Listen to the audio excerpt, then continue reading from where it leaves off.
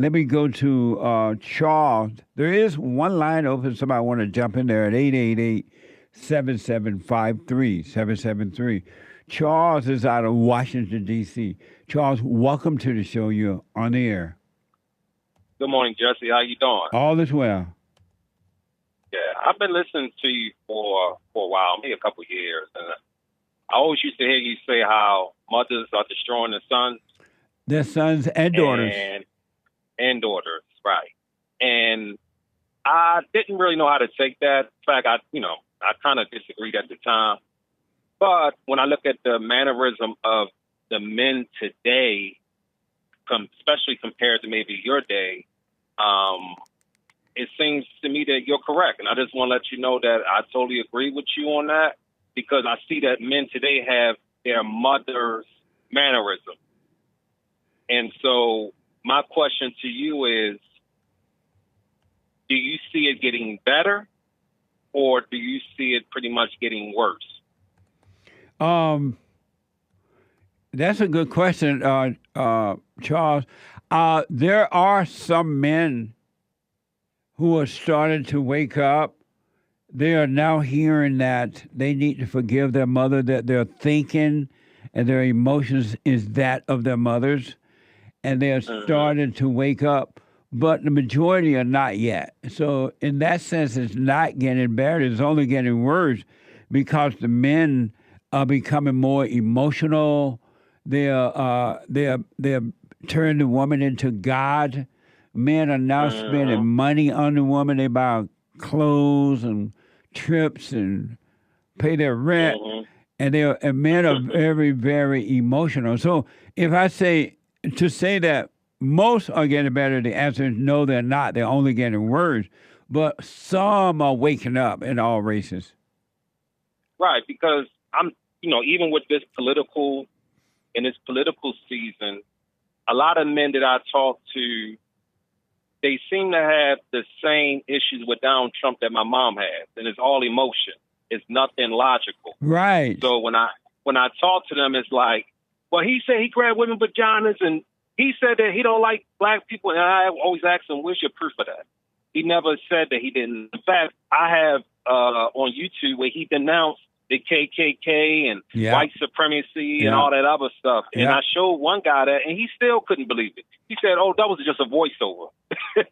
So I just say that to say, like, what is going on with the men today? And look, I'm no better. At one point, I used to have that type of attitude years ago. Yeah, I but understand. I've gotten away from that. You know what I'm saying? Yeah. I see the light, and I don't care who you vote for. Everybody has their own choice. Yes. But how can you as a man... Now, Trump recently said something about black jobs, how the immigrants are taking jobs, and so many blacks were offended by that.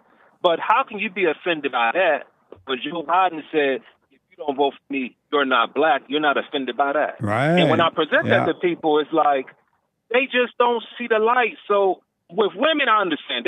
Most of them, not all, but most of them are very emotional. So I don't compare men and women. We're totally different. But the men... I just don't see much hope. And that's why I asked you, like, maybe you talk to more people. I mean, you counsel people, so you're out there more than me. So is it just that what I'm seeing is this just what it's going to be, or is it you seem to maybe have more hope than I do? Because I don't see it, man. A lot of men today, I'm just going to be real, man. A lot of brothers I talk to are just pure weak. Yeah. Like, they just, they just like, couldn't. So I can't blame the women for expecting me to pay their rent, because I actually met one female. I only known her for a little bit. She asked, can I pay her rent? I'm looking at her like, are you crazy?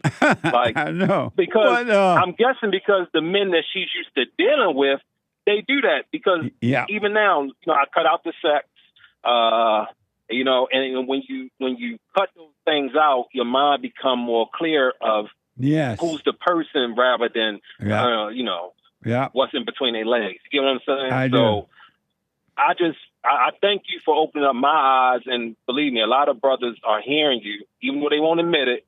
A lot of brothers are hearing you, and I think they're questioning themselves, but a lot of them aren't brave enough to just admit it and show it. Right, and you're right. I hear from a number of people in this country and outside the country that are hearing the truth of you got to forgive, you got to overcome your mother, and they are starting to wake up.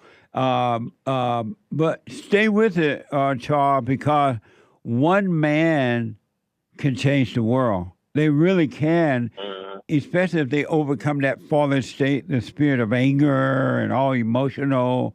Look at the impact Donald Trump is having on the world. He's just one person, and he's having an amazing impact on the world in a good way. So a man like you and those who are waking up, they can do it too because of the Father, because of the God that's inside of them. He would drive them just like the devil used to drive people to go nuts, right? He could drive you to change the world. You have a great power. Yeah. Well, look, I'm just. I have the greatest job in the world, and that's just being a man. Yes, that's men right. have a big responsibility. Yeah. And I don't have any children yet. I'm 42. I don't have any children. I do. I would like children one day. So I will want to pass on this knowledge to my son or daughter or whoever. Yeah. And we need more parents that are strong enough to say, heck with what that mama say. I'm the father, and this is how a man conducts himself. Absolutely, man. Unfortunately, we don't have a lot of that. So yeah. I just want to say, from afar, you're like a father figure to me. And, even though I never met you, but, the knowledge that you give me, I just appreciate it. Thank you, Charles. And stay with us. Stay with us. Thank you, buddy. Amazing. Thank you, bro. All right. He's right. And this is new for the most part with men. Men were never this weak before. The idea that somebody can say, vote for Kamala Harris because she's a black female who has her dreams, and you fall for that, you know something wrong with you. It's time to come home. Amazing.